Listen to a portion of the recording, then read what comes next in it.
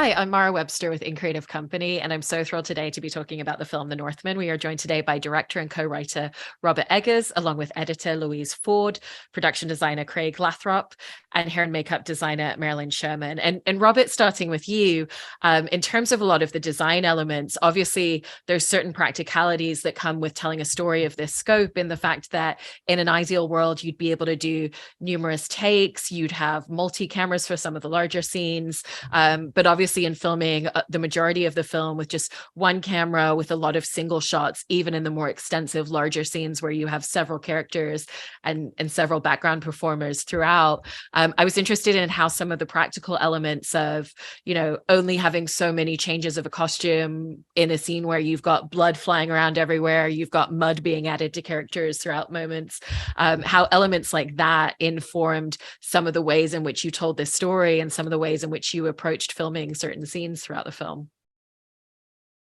Yeah, I mean, I think that there's all, just with the example that you gave, I think, you kind of know if people are going to get muddy and bloody, if you can try to arrange it so that like they're muddy enough that you won't notice blood continuity problems if you have to do another take. That's a good, safe way out, and definitely something that we employed. But yeah, I mean, I think part of the fun of shooting single camera in with long takes is trying to figure out the puzzle of how to do it all and how to pull it all off. That's part of what's so enjoyable about it. I love that. And Louise, in talking about the editing, particularly when we're focusing on the central story with Alexander Skarsgård character, there's so much emotional tension that's building throughout. And so as you were going through and editing and really just, I've heard you say that you really go with just that gut instinct of what's the emotional space of a particular scene or a particular choice of take, how that would really influence the way that you in the post-production process were working to build this incredible emotional tension that centers around the story throughout. I mean, it's in the script. It's my job to just, when I'm looking at performances, feel the authenticity. You can sort of, I mean, and Alex was, I think it's the best. It's the best acting I've seen him doing anything. I think Robert really pulled that out of him, and so it wasn't a case of I had like one good take to choose from. There was many, and particularly the scene that the scene with Nicole in the one of the quiet scenes everybody talks about, the raid and all, and they are all spectacular, and there's so many spectacular scenes in this movie. Every scene is kind of spectacular. Like the most kind of traditional, if you want to call it that, is just him and Nicole talking, and that to me is that's almost the scene I had the most fun editing, actually, because it's all about the emotion and where the character's at and good acting, and it was a pleasure, because they're both amazing. Agreed. It's such a wonderful scene in the center of the film. And Craig, in coming over and talking about the production design, obviously Robert's incredibly extensive with a lot of the research he's done, brings so many experts onto the team, particularly for a film like this. But I know that there was also research that you as an extension were doing yourself. I've heard you mention Neil Price's lecture series as something that was a really useful tool to you. And so when you're looking at research, both that Robert has already collected and spaces that you want to explore by yourself, for a project like this where there aren't visual things that you can lean into, there's no pictures, there's no video footage from the Viking period, obviously. How do you dive into a lot of the words and descriptions and then start to conceptualize this world of what that may have all looked like in terms of the design elements for you and your team? Well, I look for everything. I do look for what is available visually. There is quite a bit in terms of what's in museums and art, and the archaeological record. Did a lot of research on this to start with. I think Rob requires that of everybody on the film. So I think that we did have quite a lot of visual information when we started on it. I think that's the short answer. Yeah, that's great. And Maralyn, with a lot of the hair and makeup, obviously, you know, you're creating these looks and feels that feel very weathered from the landscape. And then there's also different extensions of, you know, how much brutality have they been through? Have they just been on a boat where there's also wind and salt in the air? And so what was the starting point for you in figuring out these very naturalistic, earthy looks, and then how you were going to have them weathered to different degrees depending on where the characters are in each moment? I think, to be honest, that was my main concern. I wanted it to look really real and gritty and as you say, weathered. Whatever the scene was, we have so much stuff that we put through the hair. I had extra wigs made so that there was one ready for the next scene that's clean, and the other one, might be smothered in blood. You're always prepared for whatever it is. The main point is just getting it real. So that was my main goal. I mean, luckily we were shooting in miserable, mucky, windy locations. Every once in a while, an issue if someone didn't grow their own beard, which was very few people, was trying to keep people's beards from flying off. Well, we had one of my team members, excellent at laying on hair, Steffi, she's Italian, that's in their training. So most of the beards were their own, but a lot of them had bits added, and those that didn't have beards. I know Robert doesn't like lace on the beards, doesn't want to see any lace. So they're all, either their own beards or they were laid on. So it's always easy to lay on a bit more, Amazing. One hair at a time.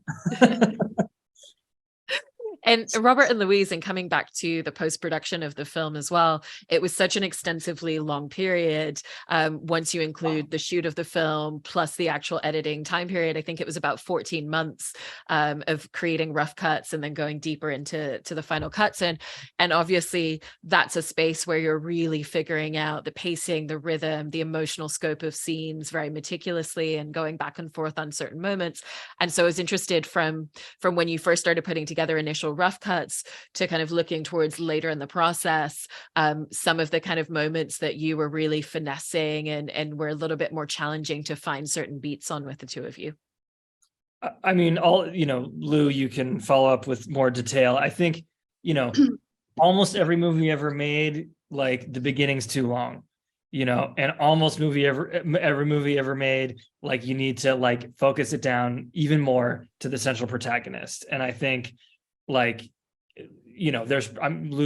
thinks something more interesting to say, but certainly that was, part of this journey that everybody kind of goes on when they're in the post process. Yeah, I mean, I think we were thinking the same thing. It was the open, it's the beginning and the ending. Yeah. With every film I work on, Robert's and all the other directors I work with, it's always the beginning. It's always the beginning and the ending. Because obviously what you find, they're overwritten. A lot of times the openings are overwritten because, when you see it on the page, and then what happens is when it's shot, when it's filmed, so much of the story is in the visual that you're getting that you find you don't need, in our case, there was more of Willem being, acting the fool in the banqueting hall when the king arrived back.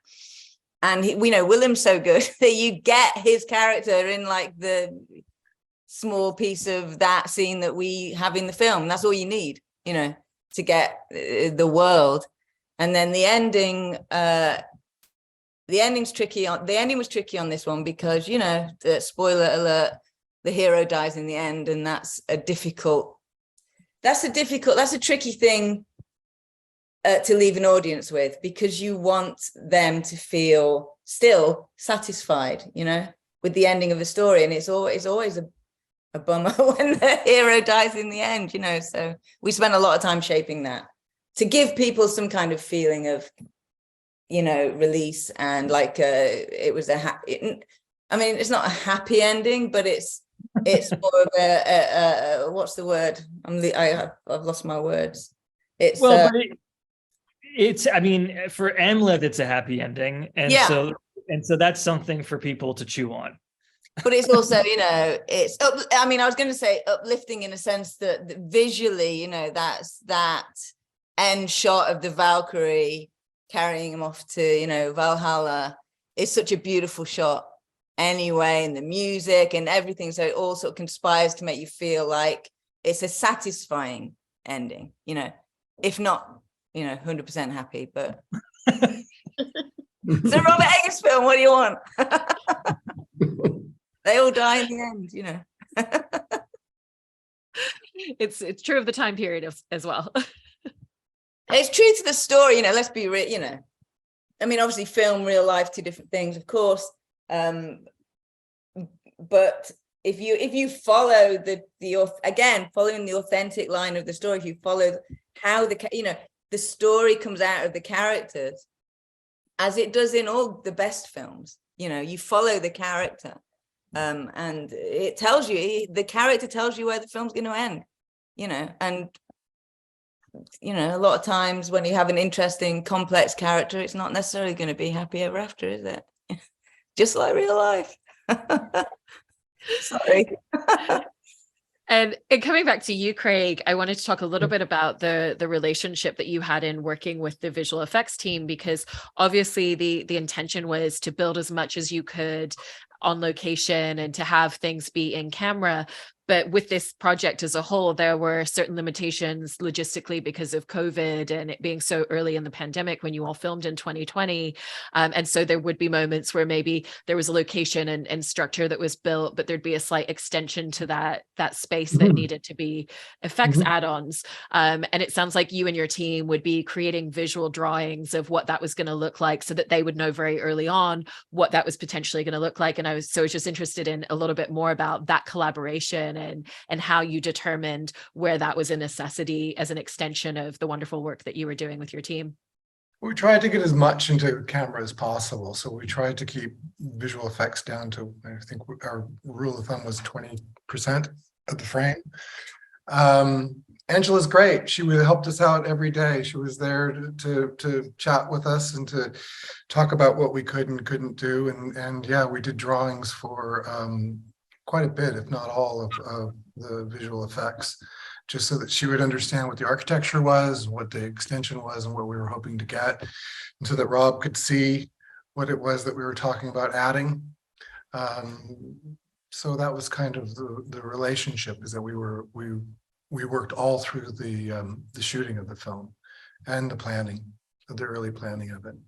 I mean, for instance, we wanted to build the longhouse originally. We wanted to build the longhouse at Hrathency, but because of budget cuts, we decided that was something that Angela should take over. So that was a fully drawn set, basically, that she built virtually. Yeah, luckily Craig had designed it and all the buildings around it, because originally we were going to build it. Yes. And I think, and Craig built some massive sets on location, on stage, and it was such a great place to start with. And we, you see so many Viking ships in the film, but we only built 2 complete Viking ships that we then shot multiple passes, and Angela was able to make it look like we had more ships and by putting different sails on and things like that. So it was a very fun collaboration. For sure. Incredible.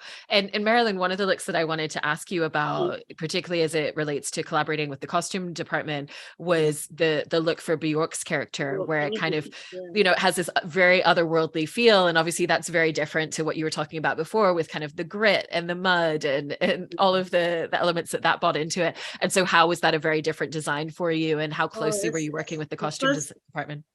First of all, I thought it was a brilliant design, the whole thing.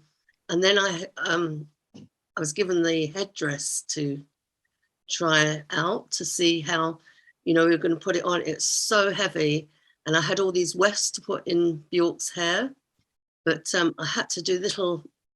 The only way I can explain it is little elastic bands in bits of hair on her, and put them in little knots. And that way I was able to really pin through the headdress and pin into what I've done with her hair. But I also had the long hair coming down, which you wouldn't have seen what I'd done with her hair anyway, because it was all covered. But it was good fun, and Bjork was just wonderful to work with. And, as long as we get the thumbs up from Robert, as far as I'm concerned, it all worked really well. So everyone seemed happy. She looked fantastic. She really did. And it was so different from all the Viking stuff, it just looked completely different. So it was nice. All these pieces that were put in throughout it, it's just made it so interesting. Fabulous, I thought. There was a moment when she was trying the headdress on, when she had her head down, and there was a long pause. Yeah. And I asked, "Are you all right? Is this uncomfortable? Is it too heavy?" And she kind of puts her head up and said, "Think about all the crazy stuff I've worn. This is nothing." Yeah. Oh, she was really lovely. That's amazing. And kind of, touching a little bit further on research elements for all of you, I think there's something that Craig's mentioned about this project with production design and how a lot of the times it's letting the research guide choices that you're making, but every now and then there's an idea that you have where you're almost looking for the research to back that up. And in your instance, Craig, I think it was, a lot of floorings being wooden, but having a specific idea for one of the locations where you really wanted a stone floor.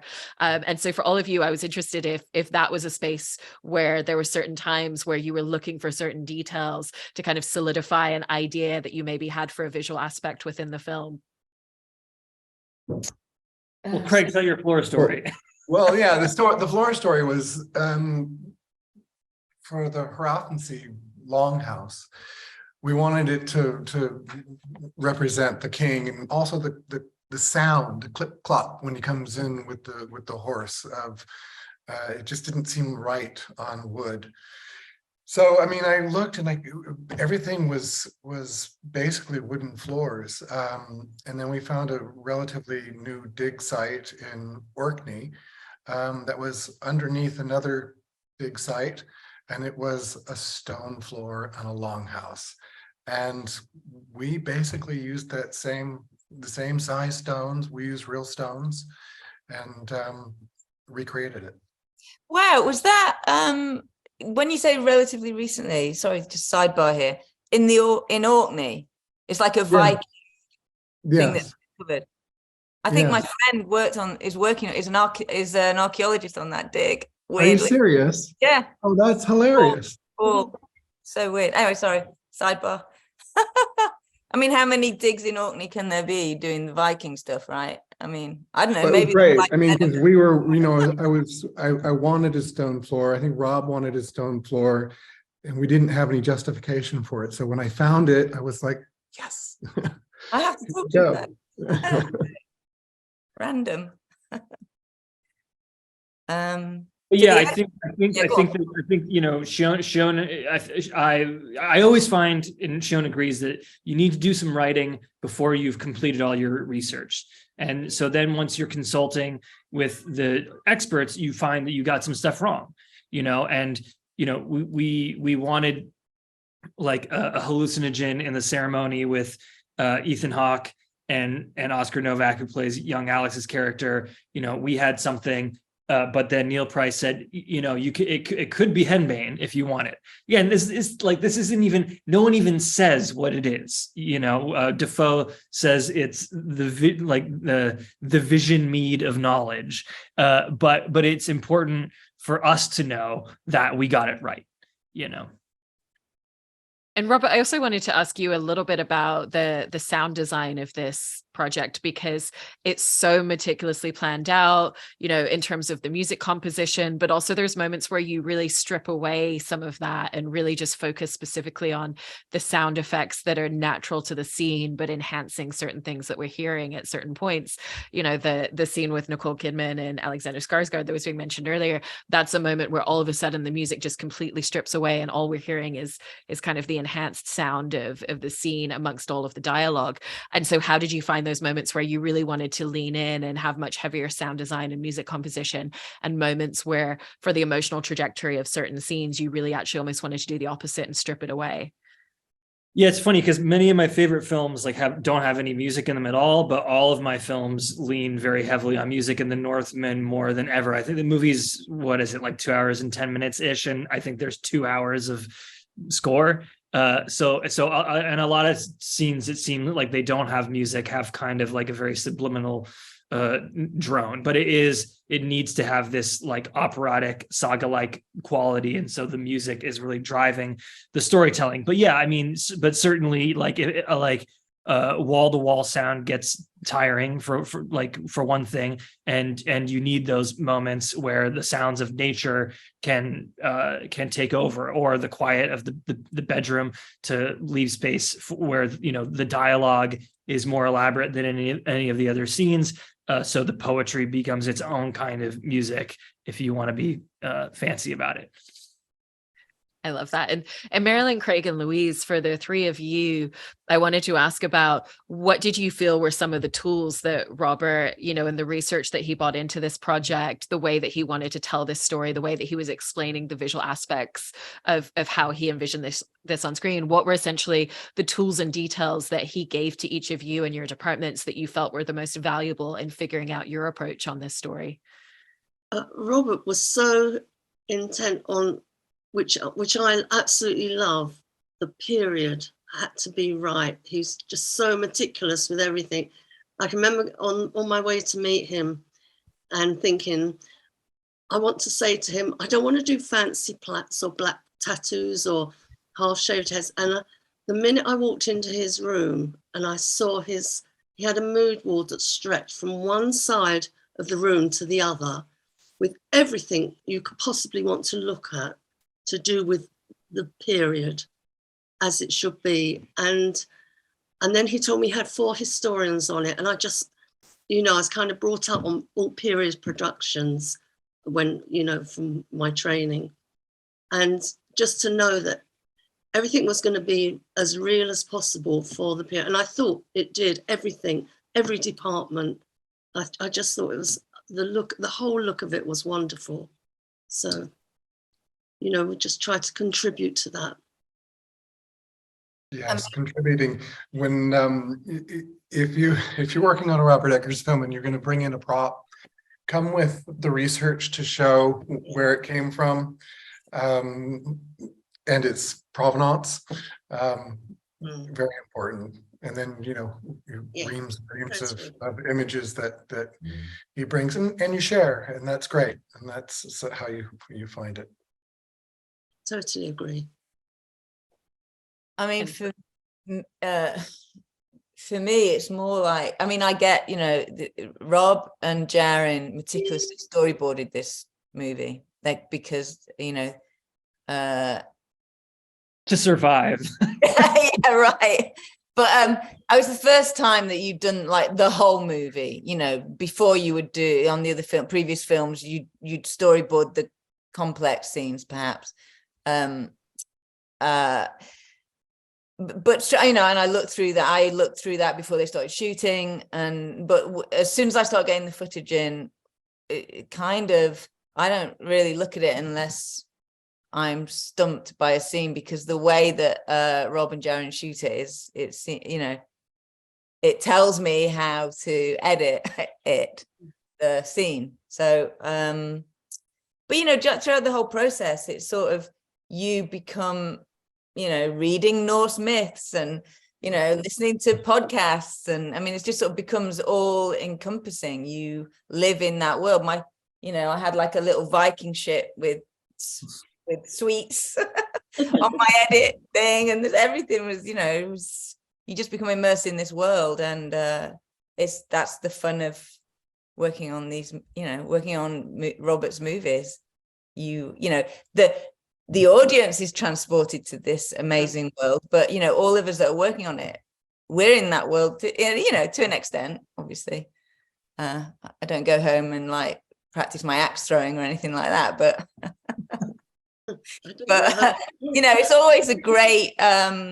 It's just such he always chooses such interesting, time periods and culture, and it's a pleasure to get lost in it, And Robert, given what Louise was just saying about how in the past you would storyboard just certain scenes, but this is the first time where you've really meticulously storyboarded out the entire project. But obviously this is an incredibly visually complex film that you've directed. What was the difference that made for you once you were on location, once you went into filming, having gone through that entire process during pre-production? I mean, it's just, Jaren and I didn't have the experience to make this movie at all. And we went from making, a very tiny film to like a reasonably small film to then, as big as you can make, unless you're, making a comic book movie or you're Christopher Nolan. It doesn't get really much bigger than this. And so then we were trying to do these very complex shots. I understand why most films like this are shot multiple camera, because the pressure of the pre-production and everything that you're trying to capture is massive. And it's so it would have been such a relief, to that pressure, to know that we can have like 2 to 4 cameras to kind of just cover ourselves, so to speak.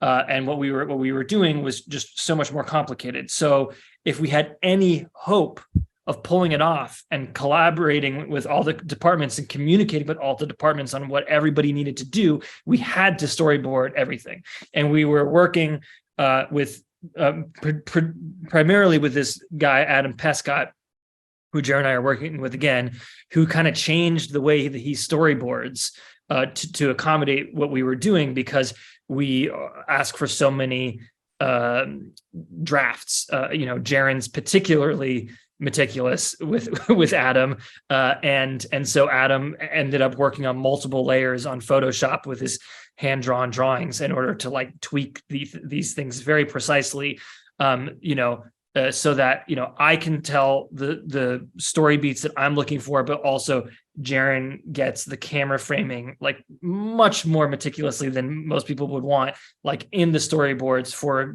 tool to communicate. So it was, we also worked with a guy, William Simpson, on a couple of the sequences, whose style was really fun for the movie because he kind of looks like Conan comic strips. But anyway, it's like the joy of doing a movie like this is really the collaboration. And, as much as I'm bringing stuff to the table, Craig and Maralyn and Linda, and of course the historians, and then in post Lou and Robin and Seb, everyone's bringing things that I could never think of, like, and improving, my ideas. Sometimes I have very strong convictions and ideas, that are not the best. And in some of these cases with, Lou and Jaren, who've been working with me since I was like 24 or something, there's oftentimes they're telling me that's not a Robert Eggers choice. You don't want to do that, and that's great. I mean, the level of collaboration is so evident in everything visually on screen and the way that the story has been told. It's really, really remarkable how incredible everybody's work on this is. So congratulations on an amazing film. And thank you so much to all of you for your time today. Thank you. Thank you. Thanks. Thank you.